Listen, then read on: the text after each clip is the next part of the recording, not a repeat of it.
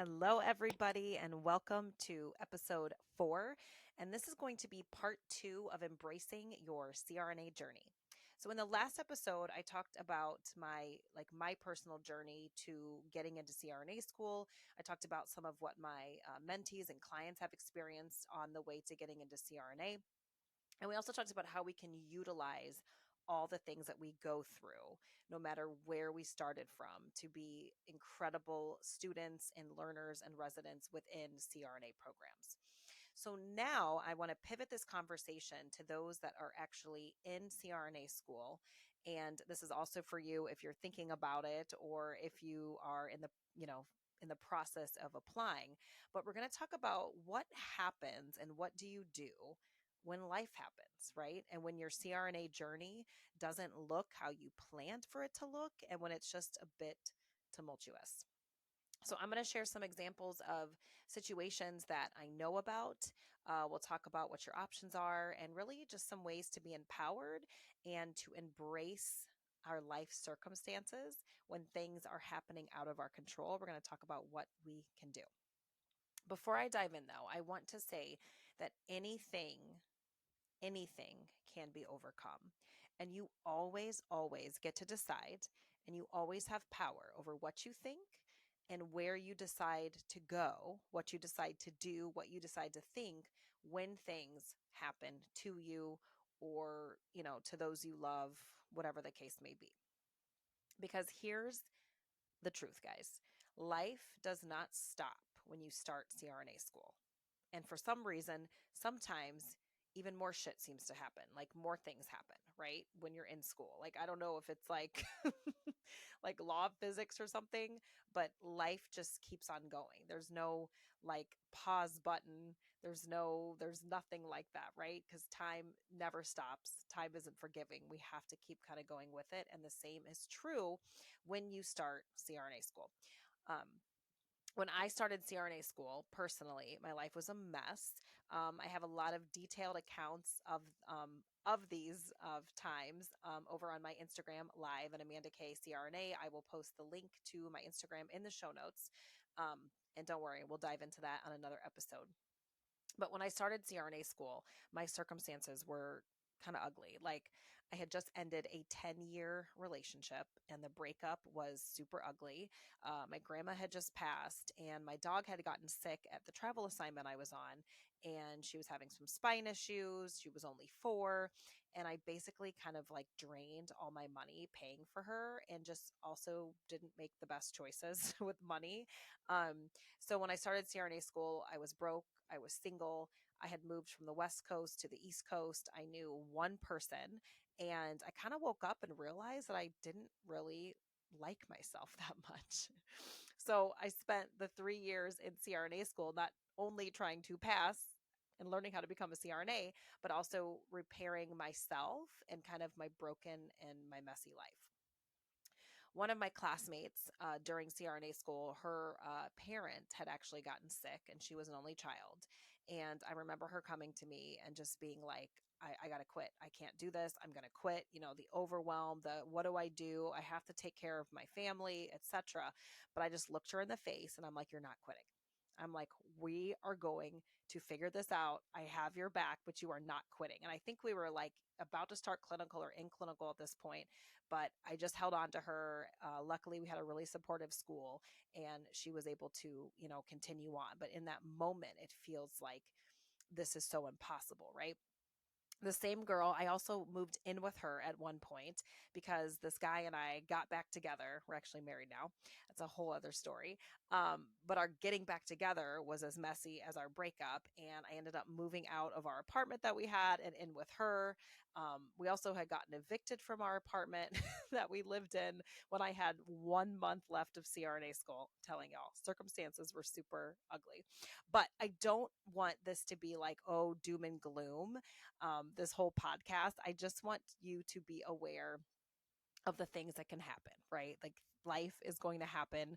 Luckily, years later, I can not only look back with fondness, I can laugh at some of the things. I can be so proud of myself that I got through them, but it's not all doom and gloom either. So don't don't think that's where we're going with this. As far as my classmates go, while life and things were happening around us, we also banded together. We did a breast cancer run together. We studied together. We cried together. We laughed together. We cooked together. We got in trouble together. A couple of my classmates got married during CRNA school. One of them, we actually went to the wedding and spent the weekend there supporting the wedding. There was a lot of good moments too in there as well. And that's another thing I want to offer you all is look for the good, even when it feels like there's nothing good happening. Try to find what is working, what is going well, what the good is, because then you can create more of that. And it's just helpful, right? It's not about being positive Patty, but it's like, okay, what is good, what is working in this situation? And like I said, I look back, I could focus on the eviction and the breakup and, oh my God, all the things.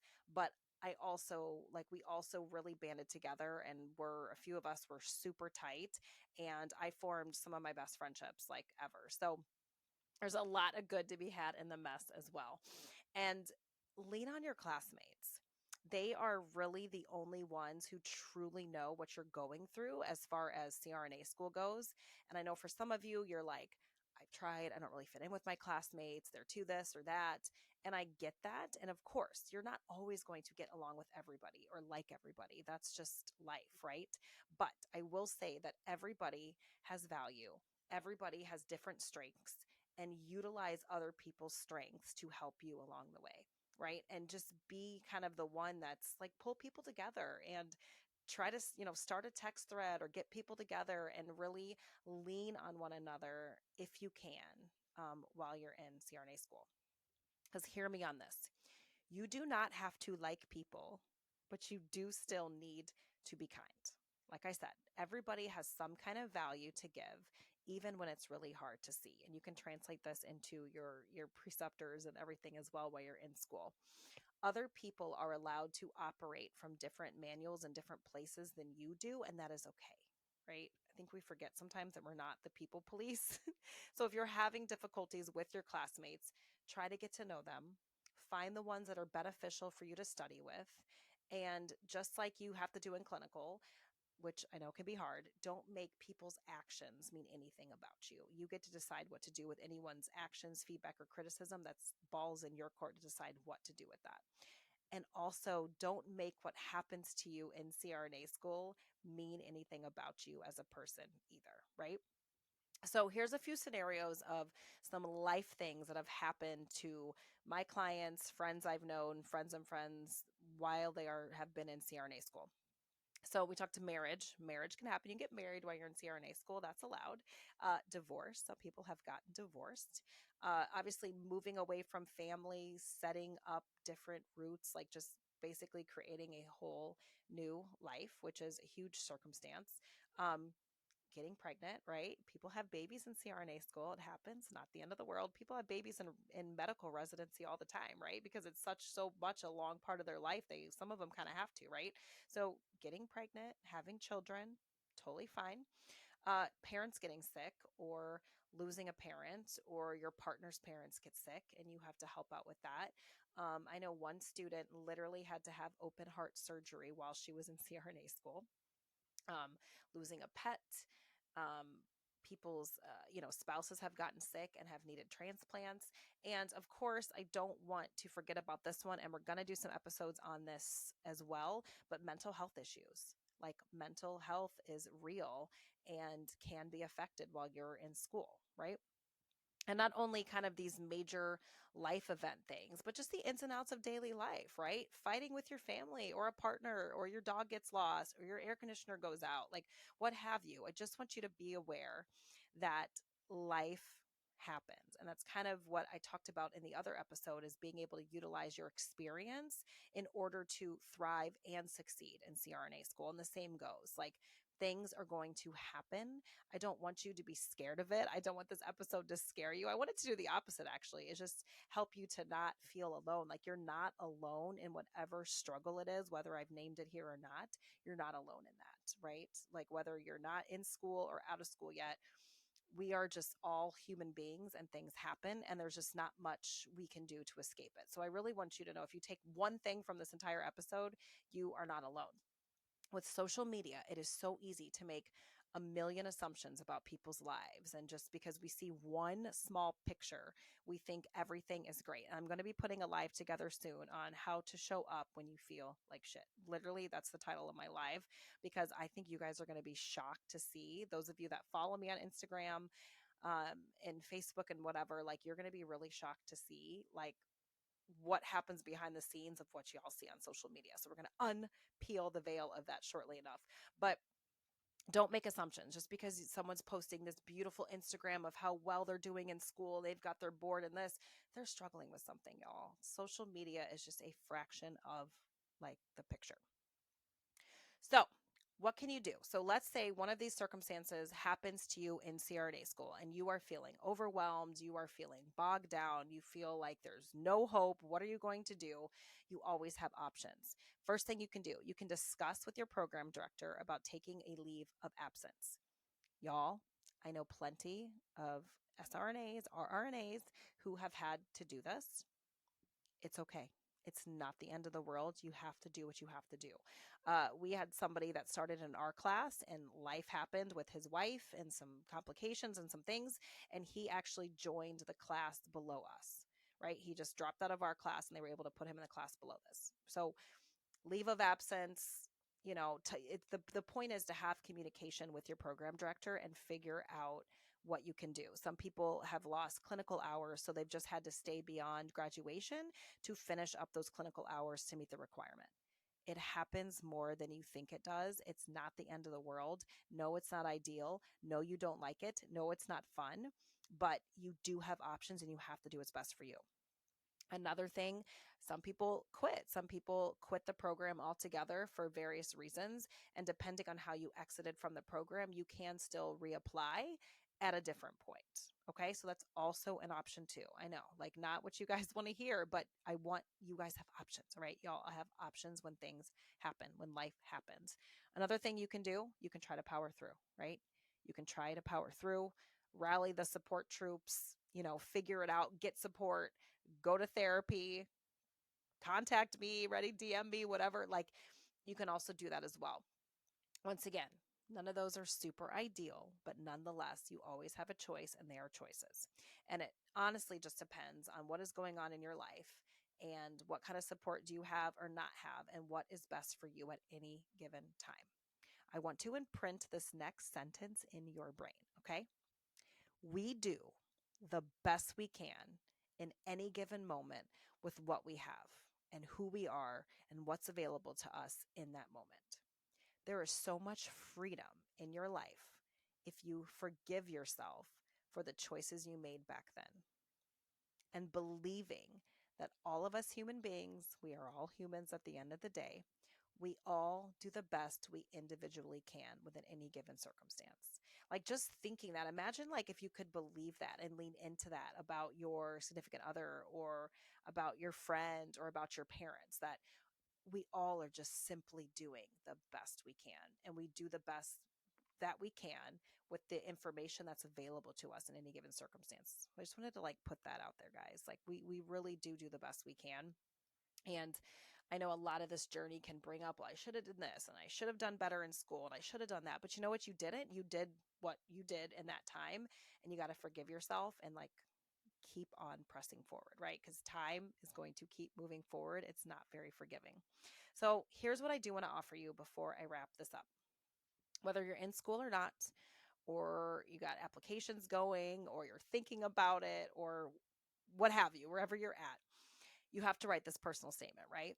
And I want you to think back to your personal statement or think about the one you're going to write. And when I coach people on creating their personal statements, I always say that you have to tell the story behind the words. We all want to use the words. I'm flexible, I'm adaptable, I have grit, I'm resilient, right? They need to know, and I want y'all to share with the application board, um, what are the stories behind those words? How are you flexible? How do you have grit? What have you been through? Where is your resilience? Where does that come from, right? They want to know. And this also goes for your interview as well, right? Because you are pitching yourself to these programs, right? because not only do they know that their program is rigorous, but they also know that life is going to happen, be it something major, be it something minor. So the person they are looking for is the person who is like can exude those characteristics through storytelling, through showing them who you are and how you have come to have those characteristics such as grit, resilience, flexibility, etc. Right? Because they need to know that they are picking somebody who are willing to stick out hard things, who are willing to be persistent when the going gets tough, right? Those are the kind of students that they want. They don't want perfection. They want people that are going to be able to push through, to be able to be uncomfortable to get through their program, right? And being uncomfortable, not getting amazing evaluations all the time in school, struggling doesn't mean a damn thing about your worth as a human. You are a conqueror, you are resilient, you are capable of overcoming anything. You really, really are. And the proof is in the pudding because if you're listening to this, you have overcame all of your bad days up until this point. And try to kind of give a little reframe that life isn't happening to you, but you can actually decide and shape your lives despite the circumstances that fall at your feet. It's not just happening to you and you're completely helpless. You get to choose what to do within what happens to you. I was just literally coaching on this in my coaching program is you can't control the facts of situations, but you can control your thoughts. You can control the vision, like the vision you have, the way you want to show up as a leader, and the decisions and your persistence, all in your control. How do I want to handle this situation as a leader, not only in healthcare, but also in my life?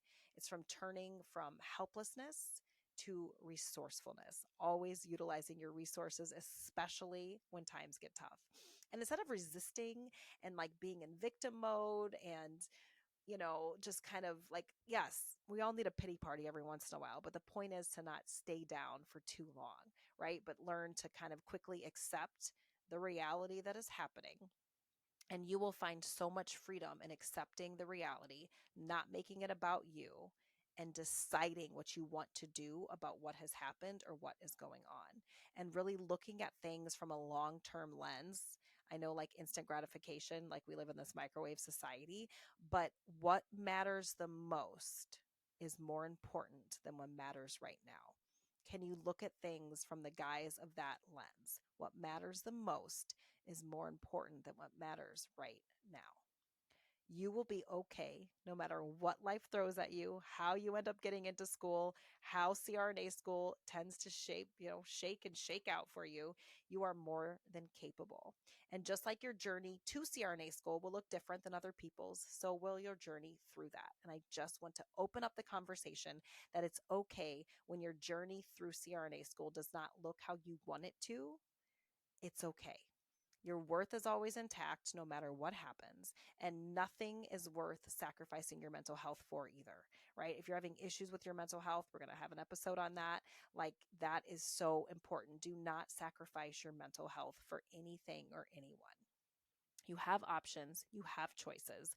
They may not be what you want, but what matters the most is more important than what matters now, and you are stronger than you think you are. You can handle anything. So get your little booties out there, go for your dreams, expect life to happen, and own what you can in the mess. All right. I will see you all next week for another episode.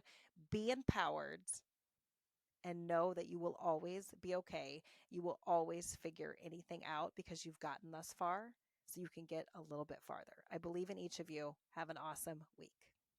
See ya.